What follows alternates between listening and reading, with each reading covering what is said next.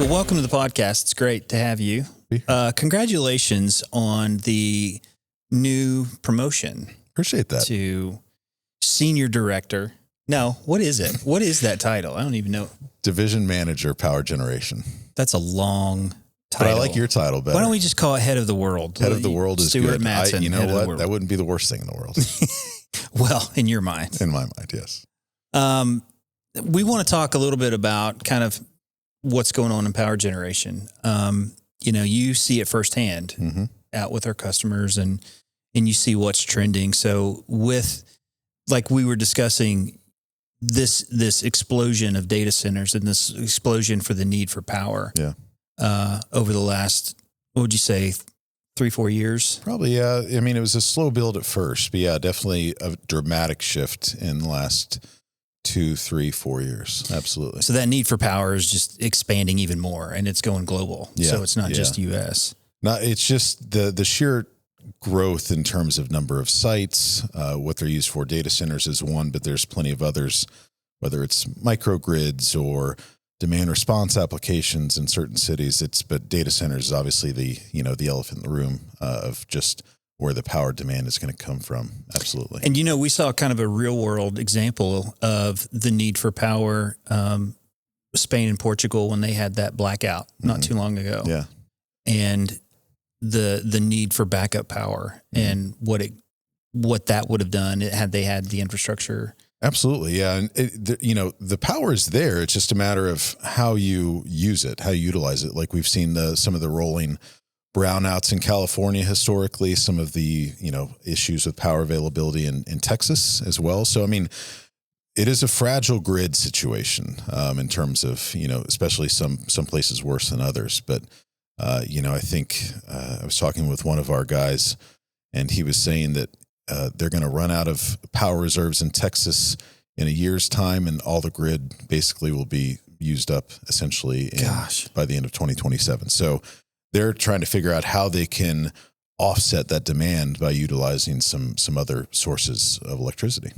So we talk about this need for power and the growing demand for AI and how that is continuously expanding. Basically, it's 10 times what a typical Google search is. Is that correct? It is, yeah. Okay. That's pretty accurate. Yeah. So they talk about power density is a lot of the things you hear at some of these data center shows, and they'll talk about kW per rack. So one of these racks in the data center. So a typical, a couple of years ago, data center, a power per rack might be like 15 to 30 kW per rack in terms of the power requirements. Now with some of these AI data centers, it's over 100 kW per rack. So you can see, it's potentially anywhere from 5 to 10x in terms of just the power requirement. So it's orders of magnitude greater in terms of what the power demand at these data center sites are. That's insane. How do you see that playing out in the future? You're going to see I think you're going to see a lot of technological changes, some enhancements, some efficiencies gained, not just from our side of things, but some other industries that work in data centers as well. So there's going to be some growing pains as we get into that, but it's certainly going to lead to more sites, more backup power generation on site. So for us, that means more generators, potentially, depending on where those are going, more pollution controls, all sorts of things. And obviously, as these sites grow, they start to bump into more regulations, whether it's a local regulation or a state regulation or even a federal regulation like Title V. So that's where it starts to really kind of come into our wheelhouse a little bit in terms of just the amount of power required at these sites is just, the number. You went from maybe 10 to 12, 15 generators on site. Now you're talking about 50 or more. Wow. Yeah. So what are you seeing that's kind of trending right now in the world in terms of power gen? Like what's the hot topics that you're hearing? Power availability is number one. Yeah. You go to any of these data center shows and that's what everybody wants to hear about. What are we going to do? How are we going to get power? The grid, what the local entities like Dominion in Virginia, they're trying their best to get power back to being available for some of these sites. But it's, sometimes, 5 years down the road. In San Antonio, I think it's 2030 now. So that's where we're starting to see more. So in lieu of having power available from the grid, they're trying to come up with unique ways to basically ensure that their data centers can be built without having to wait. So we're seeing natural gas used more as a fuel source. You're seeing prime running diesels potentially on some sites. Some mix of those, whether it's, some sites are throwing in solar or wind power. So you're seeing all sorts of basically a mix of how we can find enough power to power our data center in that space, at least. So it's been interesting, but as those needs evolve, that starts to introduce different opportunities for MIRATECH and for the pollution controls, because typically these data centers were, backup power. They might run 50 hours a year on a good year, on a busy year. And now you're starting to see some of these, like I said, prime running diesels where they're going to be running, 5,000, 8,000 hours. And that's just completely you wouldn't have thought of that, 10 years ago, 5 years ago. So when you're talking about this and building and constructing these data centers and how many more engines there are on site and all that, what are lead times like? We're dealing in a lead time kind of pinch. Yeah, that's a good question. Yeah. And I think there was a little bit of a quick shift in the data center industry. I would say probably 3 or 4 years ago, where you started to see everything kind of shift outwards in terms of the lead time. So at that point, like engine lead times went out, like 2 or 3x. So they've started to level off, which is great. And there's going to be some improvements, it looks like, from some of the engine guys. They're bringing on more factories, more places to build the engines. So that's great news. So hopefully we'll start to see some of the engine lead times kind of come down a little bit. Sometimes they're anywhere from like 40 to 100 weeks. It depends on the manufacturer and the size range, anything like that. But for our side of things, we've managed to kind of maintain that lead time window pretty well, even with the influx of business that we've had, which is great. And credit to our production team for being able to find ways to kind of whether it's fit stuff in or maintain those windows so that we can be effective for our customers. Because what we want to do is shout out production team. Yes, yeah.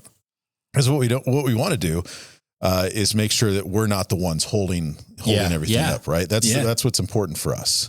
So huge shout out to them for being able to do that. But yeah, I mean, we're not the only ones feeling that. There's plenty of other industries that their lead times are, they've felt that just based on the whole shift of the. How are data centers, managing compliance? And like these compliance issues with the kind of like that holdout. It's amazing so they plan so far in advance for these sites. So the good news is it's amazing how quickly a year and a half or 2 years can go by in terms of the planning of a project. So we'll get involved early on in terms of, what the equipment, what equipment is needed potentially, and then work with the end users and our customers on, helping with the permits or helping with the design layout. Like, do we need to adjust the inlet or the outlet? It's all the minutia that you would get into in terms of the building of the project. But it's amazing how quickly things progress from start to finish but in terms of the compliance piece, they're not in a pinch necessarily. They just want it as quickly as they can get it at that point. So it's just kind of how quickly can we work towards the end goal of getting these engines handed off to them and the data center operational. So to give you an example, there's some end users that are their bragging point, or what they wave the flag with, is how quickly they can go from shovel in the ground to handing off the data center. And I think one I heard a couple weeks ago is about 8 months, which is astronomical. Yeah. I mean, now granted, you're talking, there's some other stuff prior to shovel in the ground, but when you're talking, how quickly you can build a data center like that, modular is the quick talk, but it's basically, they're just trying to, shout out Tulsa Quick Trip, do the Quick Trip effect of how can we just take what we're doing here and put it somewhere else? Yeah. How can we just basically replicate this build process so that we can do it as quickly as possible? So a lot of that is using the same, same contractors, same equipment, same engines, same pollution controls, all that stuff. So it's basically just how quickly can we build it and ready, set, go. It's a little bit like kind of franchising and just kind of it is, yeah. build. Here's the template. Go. It is because more important than anything is having a site available, because obviously they aren't getting paid until they have tenants, or if it's a hyperscaler, they're not being able to use it until they have the data center handed off. So it's time to market is incredibly important for them.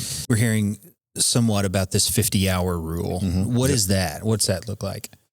Yeah. So the 50-hour rule, there's kind of two ways of looking at it, I suppose. So the 50-hour rule, as it was written by the EPA in their regulation, is you're allowed 50 hours to participate in a demand response program. So the demand response program allows them to use their power generation, their generators on site for financial gain.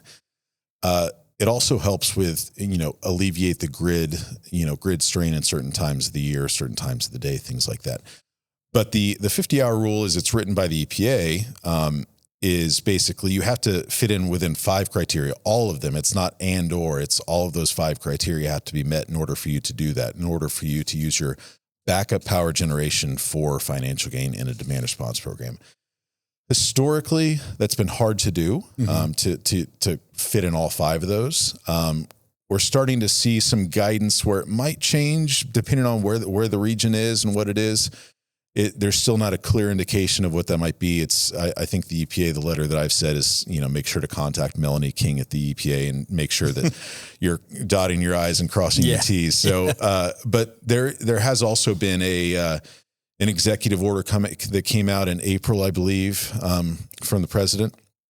And it basically said, without much detail, I think there's more detail to follow, that we're going to utilize all resources possible to ease the strain on the grid moving forward. So that will basically allow for some of these generators to be used for, to get, demand response, or just to get off the grid so that they're not, because they're a huge power demand. So the more generators they can take off the grid, the more it will ease the strain of the grid, like in Texas in the summer. Exactly.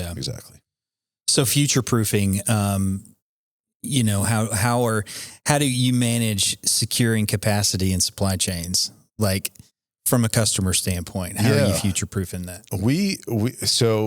We do a lot of forecasting with our customers, and there's a lot of constant communication and back and forth with them to kind of, where does this stand? Where does this project stand? Here's what our lead times look like, right? So our job is to help, in my mind, to help protect them and make sure that they're, aware of what's going on, if we might have a lead time change, or there's a specific piece of what we provide that may have a longer lead time.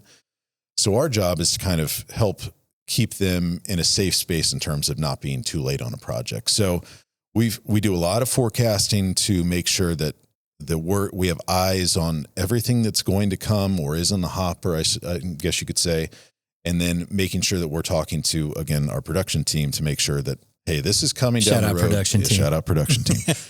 To make sure that this is coming, this is coming down the road. How do we look? Can we fit within this time frame? And it also helps, like, the power gen team and our sales guys in general are so good about communicating with production and then back to the customer. So now more than ever, we're getting requests of, hey, I need 60 of these before the end of the year, or how many of these can we get before the end of the year?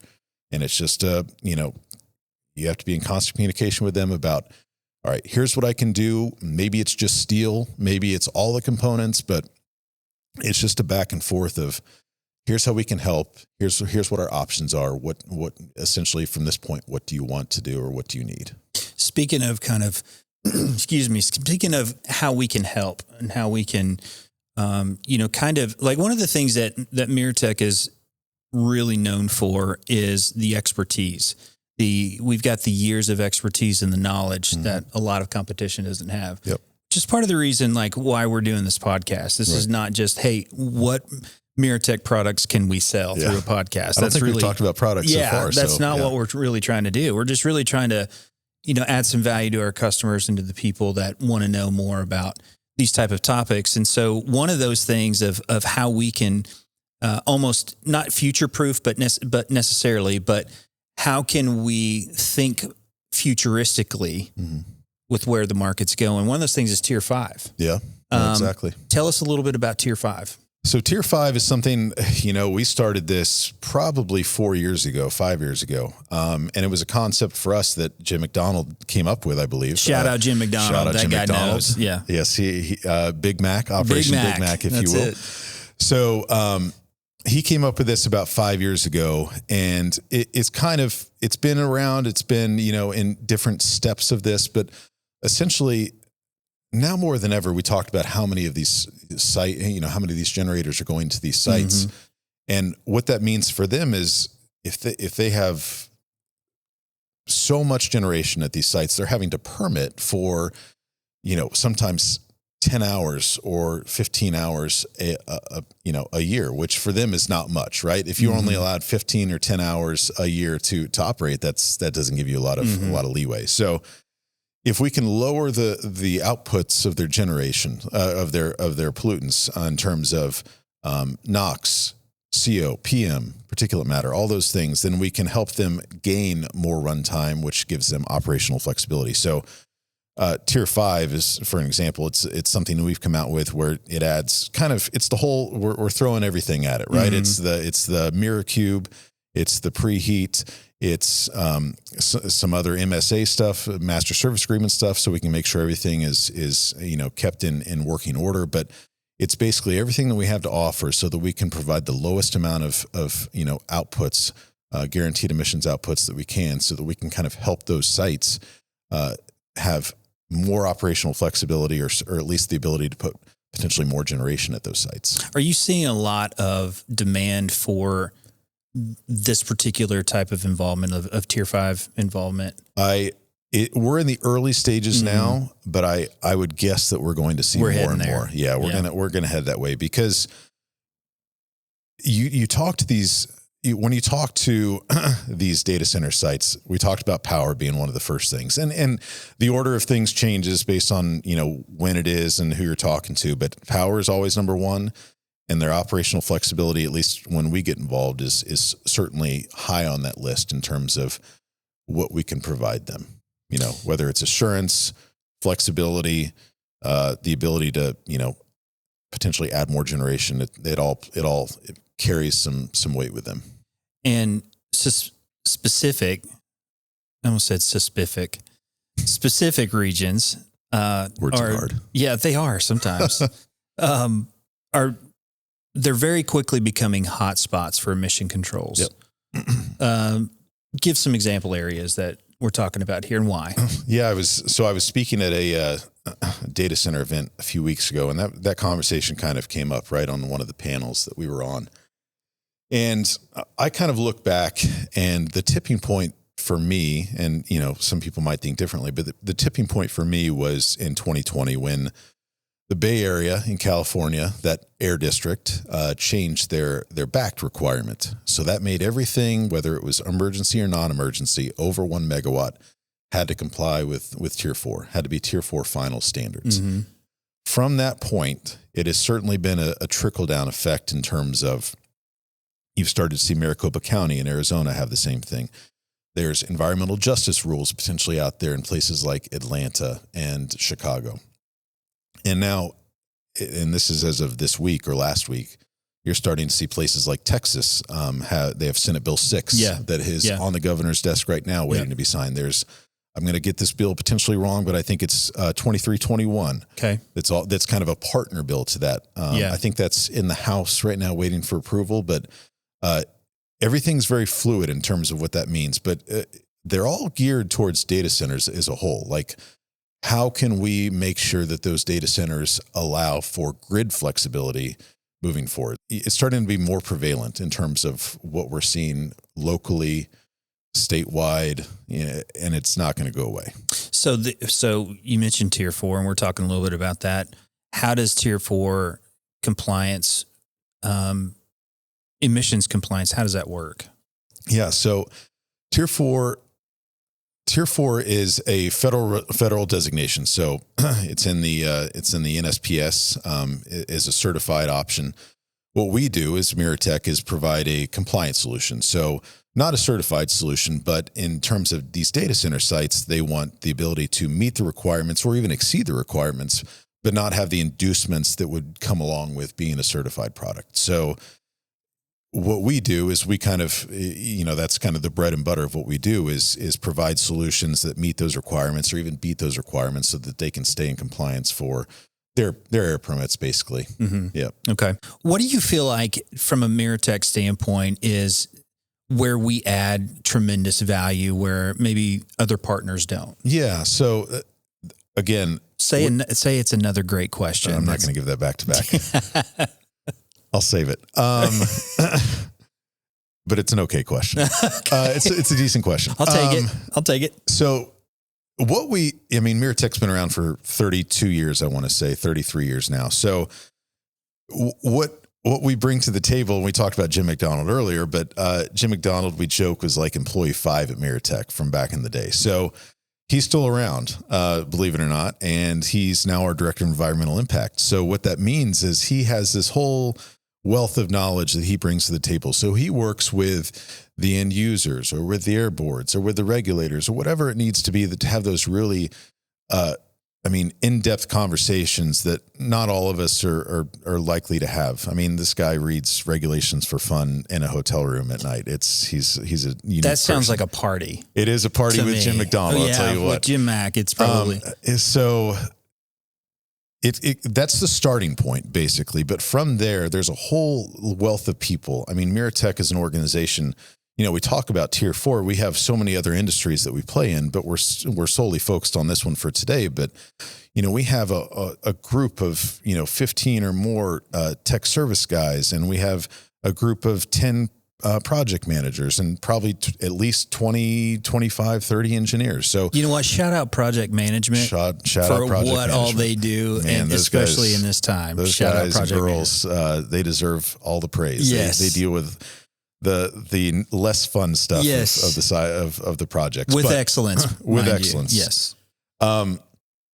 But what that means is, all the touch points of MIRATECH, we try to bring this level of expertise and knowledge and kind of this level of professionalism and a great relationship, a great working relationship. And the great thing is, we deal with these same customers over and over and over, and the projects may change, but the relationships are there, right? So you start to build this trust in this relationship and this camaraderie, so we can kind of, provide this level of, expertise that we expect from ourselves, and we hope that they see as well. So there's certainly this, this high bar that we try to set with our customers where, again, from every touch point that they have at MIRATECH, that they are kind of, feeling great about working with us. And we're expanding. I mean, absolutely.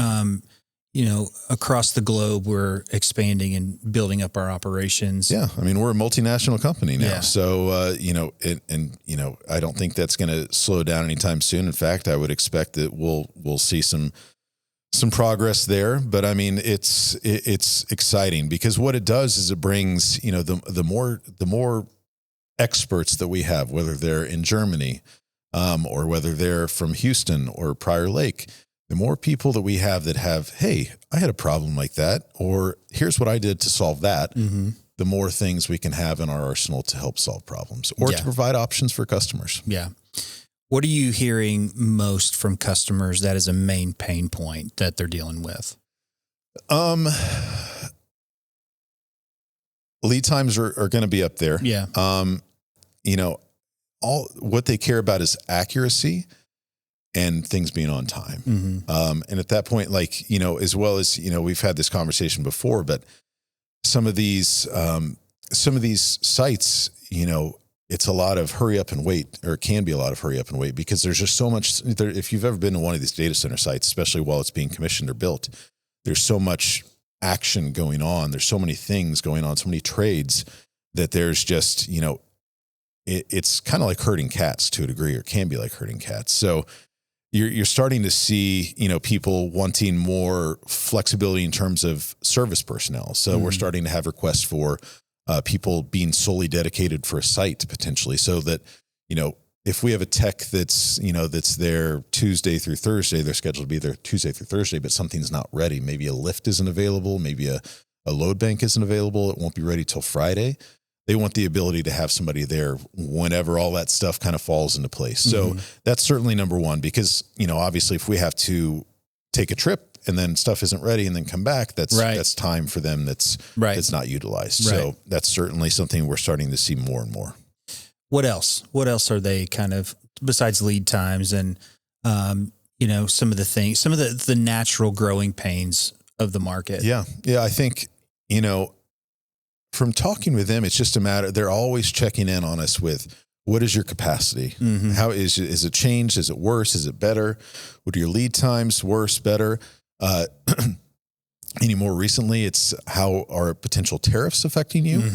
Obviously that's something we're dealing with right now. So it's a lot of, that basically change all the time. They basically change all the time. So, every day. So we can't really say, hey, today it's this and tomorrow it's not. Exactly. Yeah. I mean, as we talk about it, steel tariffs might be going up, as we're talking about this. So it really is just a matter of, we really try to be as transparent as possible with our customers. That's important to us, and to give them as much information as we have. Now that may change, like you mentioned, it may change in an hour or a day or a week, but all we can do is give them the most up-to-date information that we have. So, for us, that's critical to being a good partner, is making sure that we're watching out for them as best as we can. We've got some new innovations that are coming down the pike pretty soon, and it's a really exciting time because of the investment that MIRATECH is making within its business. Yeah, and some of those are innovations, some of those are expanding our capacity and being able to handle the demand that the market is shown. One of the things that I think is interesting about us as a company is our ability to deepen customer relationships. Yeah. David, our CEO, talks all the time about how important sales relationships are with customers.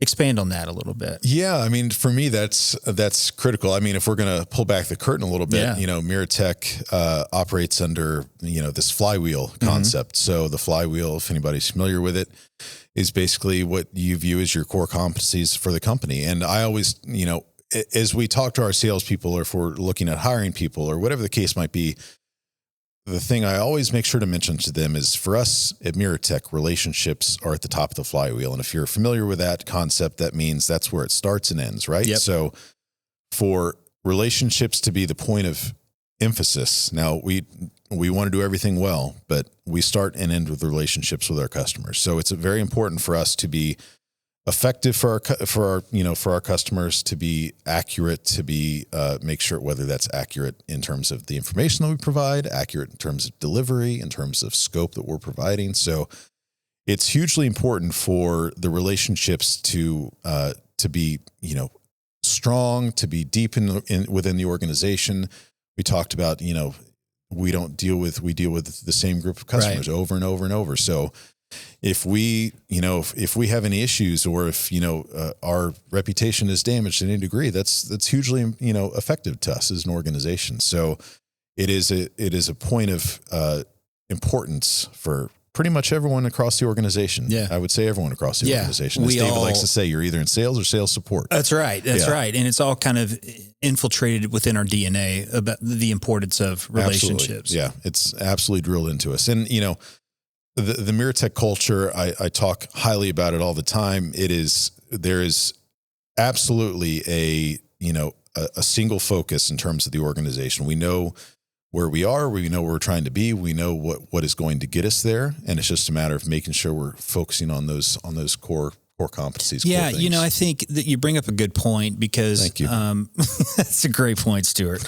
One of the things that I find that is unique about our company is the level of transparency and authenticity that we have internally, but you see that transfer externally. Yeah. And a lot of companies don't operate like that. Absolutely right. And I think that's one of the things that our customers really appreciate about what we bring to the table, as well as that level of authenticity and transparency, that what we say is what we mean. Number one. Number two, we're going to guide them and steer them in the direction that we feel like is best for them as a collaborative effort. Yeah. I'm a firm believer that you bring the best of both worlds in collaboration. You get to the apex of what you need to do. Shout out Apex Catalyst. Shout out Apex Catalyst. But you get to the top, and that's really how we do business. Wouldn't you agree? Like, it's very much collaborative. Absolutely. Yeah. I mean, the number of, of calls I'm on with our customers, and it really is a long form conversation of,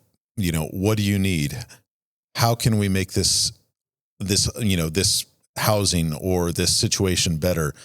It is a hugely collaborative thing that we have with our customers, because they can bring a perspective that we might not have and we might not know of yet. Yeah. So the more information that they can give us, a different perspective that they might be able to give us, is important, because we don't want to just, make it our way or the highway, right? Like, we want to make sure we're being, good partners. And that's the term we like to use with our customers, as partners, because that's how we view ourselves.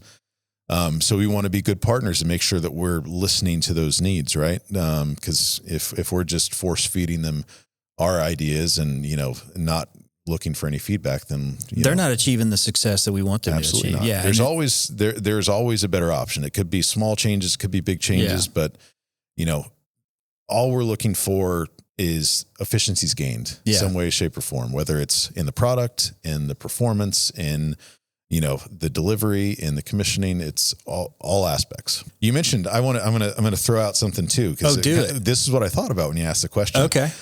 You talk about what do we offer the power generation side of things, and this is, again, shout out Jim McDonald. Yeah, because this is it. This is going to be it, because I don't want him to get a big head. I was going to say he's a legend in his own mind right now. I hope he listens to this, because it'll make him feel good. Oh, he'll listen. I'll make him listen, or at least get him the snippets. That's right. But one thing he did that was really useful, what you start to see is,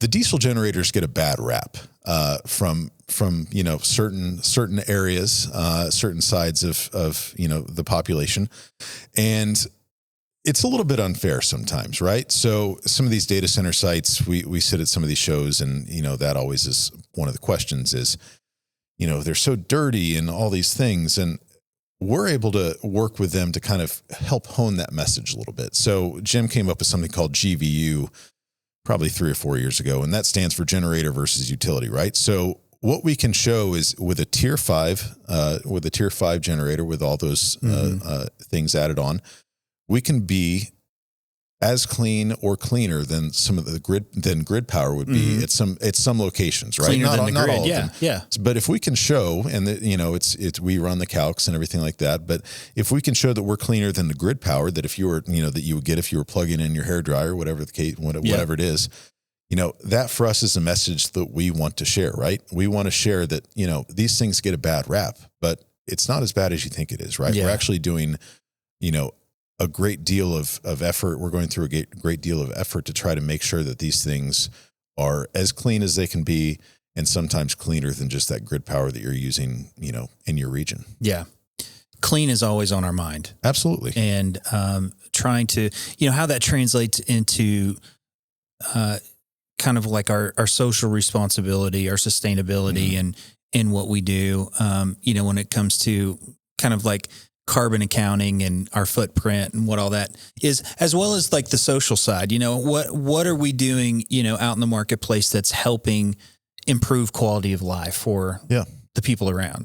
Yeah. So you can, there's plenty of studies that point to whether it's NOx or PM or something being a precursor for cancer, or whatever the case might be. You can look at California, the South Coast, as being, a leader in that. They have their CARB requirements, which essentially means that anything that's a stationary generator, even if it's non-emergency, even if it's an emergency generator within a certain distance of a sensitive receptor, has to have a DPF on there, because they view PM as being a precursor to diseases. So for us, we pay great attention to that being, trying to be good citizens, obviously. So what we work with, the customers, the end users, to try to help all right, where are you? What do you need to do in terms of the requirements of the localities? Or sometimes, to credit to these end users, they just want to be good neighbors, right? Yeah. They want to be as clean as they can be. They view it as whether it's an ESG goal for them, or they just view it as being important to how they do business.